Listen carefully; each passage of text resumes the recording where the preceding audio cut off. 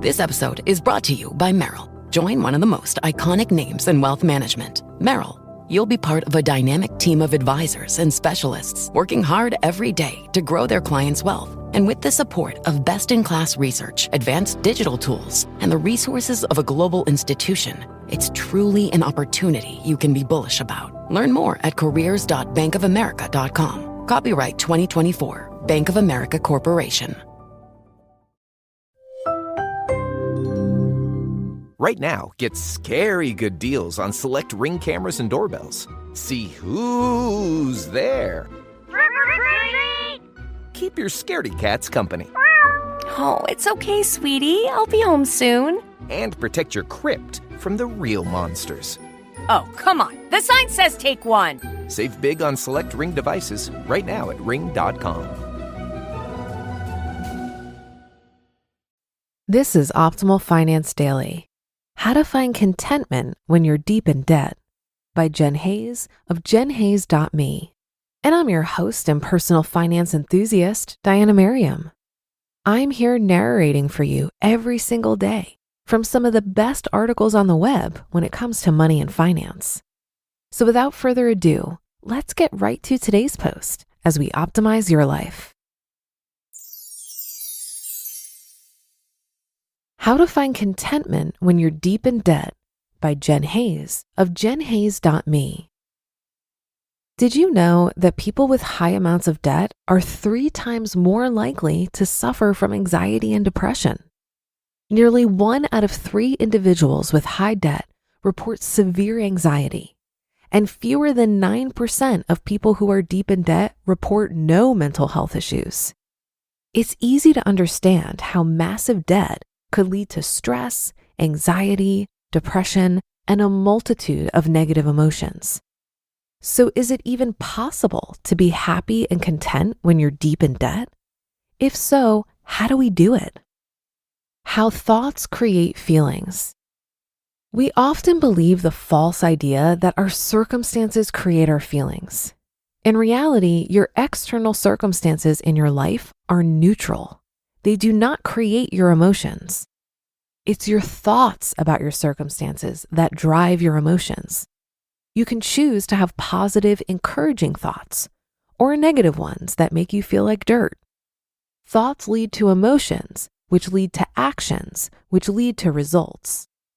If you're buried in massive debt, it's easy to have a lot of negative, discouraging thoughts that create unpleasant emotions, such as fear, anxiety, sadness, regret, disappointment, and jealousy. It's easy for your brain to go there, but this is not necessary, and it is a choice. You can instead choose to have positive thoughts about your debt. Let's look at some specific ways to do that. Number 1, don't give it meaning. Remember that your debt says nothing about you as a person. Circumstances are neutral, and you can make them mean whatever you want. You can tell yourself that you're an idiot and that you're terrible with money and you never should have taken on that debt in the first place. But this type of thinking does not serve you in any way. It just makes you feel like crap. If you don't want to feel crappy, why not change the way you perceive your debt? In a way, I'm thankful for my massive student loan debt because it was the kick in the butt that I needed to start making better financial choices. Without my student loans, I might never have found Dave Ramsey, and I probably never would have started this blog. My life would be so different in many ways. Natalie Bacon has written on her blog about how she's so grateful for her $200,000 plus student loan debt because it motivated her to begin her website, which she turned into a 6-figure business. She was able to quit her unfulfilling career as a lawyer and now makes over $100,000 per year as an online entrepreneur. How could you think about your debt differently? Would thinking about it in a new way change the way you feel about it? What has your debt made possible? Number 2, remember your why.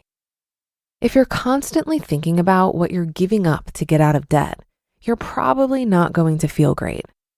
Complaining about how you don't have the money to do any of the things you want to do certainly doesn't inspire positive emotions.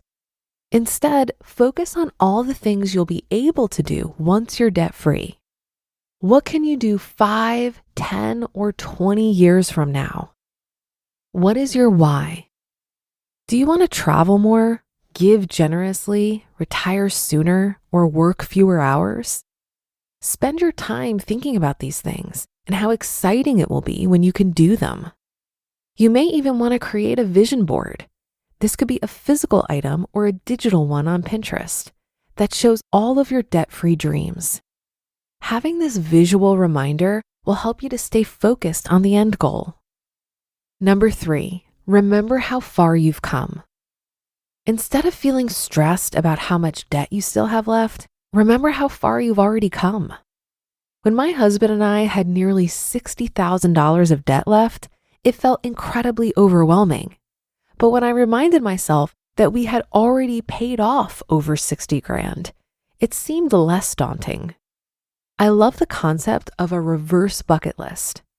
With this, you make a list of all the things you want to accomplish that you've already achieved. This is a motivating exercise. Getting out of debt is tough, but so are you. You can do difficult things. You have already achieved amazing things, and you will again. Number 4, stop the comparison game. You're going to be miserable if you're constantly comparing yourself to others while you're paying off debt.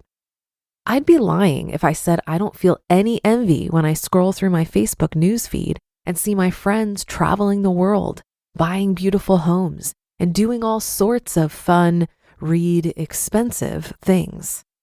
Social media makes it too easy to compare our lives to others. Remember that you're comparing your behind-the-scenes life to someone else's highlight reel. You have no idea what is truly going on in their lives. Those Joneses do not have the perfect life you think they do. Number 5, take a break. I do not mean that you should take a break from paying off debt. When I say take a break, I mean think about something else for a while. Go for a walk with a friend, take a free class, work on a fun hobby that you enjoy. Do something other than sitting around worrying about your debt. Number 6, find your tribe. If you're working on paying off massive debt, there are going to be plenty of people who don't get it. They won't understand, and they'll tell you that you're crazy. They'll tell you that it's impossible to live without debt. They're wrong. Remember that their opinions say nothing about you or your choices. Their opinions say a lot about them.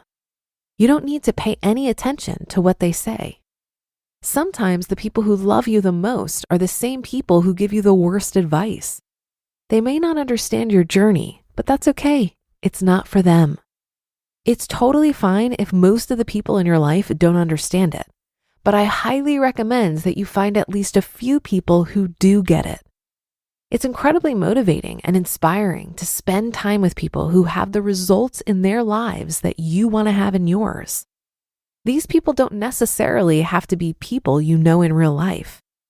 They could be, or you could surround yourself with money-savvy people via social media communities, reading blogs or personal finance books, and listening to personal finance podcasts. Number 7, accept negative emotions. No matter how many positive steps you implement in your life to try to be happy in spite of your debt, there are probably going to be times when it's still challenging. You'll likely experience negative emotions like sadness, frustration, or jealousy from time to time. That's okay. You do not need to be ashamed of your negative emotions. That will only make you feel worse. Instead of judging yourself for your feelings, observe them objectively. Pay attention to your thoughts and notice how your thoughts drive your feelings. You should be empowered when you understand that you create your emotions and you can manifest any emotion you'd like to create. You can certainly create more positive emotions, and I encourage you to do so with your mind. But remember that it's okay to experience negative emotions sometimes. Nothing has gone wrong, and you don't need to judge yourself for it. Be patient and compassionate with yourself. And number 8, keep going. Paying off massive debt isn't easy, and there will be challenges. There may be times when you just want to give up. Don't. Understand that obstacles are an inevitable part of the process. Paying off debt is tough, but so are you, and you've got this. You just listened to the post titled, How to Find Contentment When You're Deep in Debt by Jen Hayes of jenhayes.me, and I'll be right back with my commentary. Buy low, sell high. It's easy to say, hard to do. For example, high interest rates are crushing the real estate market right now. Demand is dropping and prices are falling, even for many of the best assets. It's no wonder the F.I.R.E flagship fund plans to go on a buying spree, expanding its billion-dollar real estate portfolio over the next few months. You can add the F.I.R.E flagship fund to your portfolio in just minutes and with as little as $10 by visiting fundrise.com/OFD. That's FUNDRISE.com/OFD. Carefully consider the investment objectives, risks, charges, and expenses of the F.I.R.E flagship fund before investing. This and other information can be found in the fund's prospectus at fundrise.com/flagship. This is a paid advertisement. Oh, such a clutch off-season pickup, Dave. I was worried we'd bring back the same team. I meant those blackout motorized shades. Blinds.com made it crazy affordable to replace our old blinds. Hard to install? No, it's easy. I installed these and then got some for my mom. She talked to a design consultant for free and scheduled a professional measure and install. Hall of Fame son. They're the #1 online retailer of custom window coverings in the world. Blinds.com is the GOAT. Shop Blinds.com's primetime kickoff event. Save up to 50% off select styles, plus doorbusters. Rules and restrictions may apply. For many people, debt can be a source of shame because money is often a focal point for measuring success. But I'd like to point out here that net worth does not equal self-worth. Money is a tool. It's an incredible resource that can open up many options in life. But being debt-free or having more money doesn't necessarily indicate how successful you are or how happy you'll be. Contentment is a state of mind that you cultivate through practices of gratitude and personal development, not by reaching a financial goal. You can actually have all the money in the world and still not be happy, because that's an inside job. Moving away from shame and regret around money is crucial to building a more positive money mindset.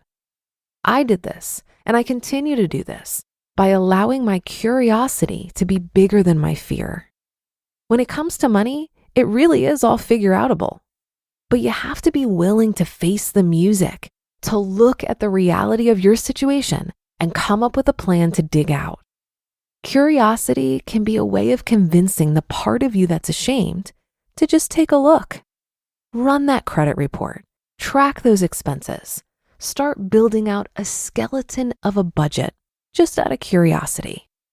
I found for myself that my initial curiosity quickly turned into confidence and allowed me to do a complete 180 on my finances. And that should do it for today. Thank you so much for joining today and every day. And I'll see you back here tomorrow, where your optimal life awaits.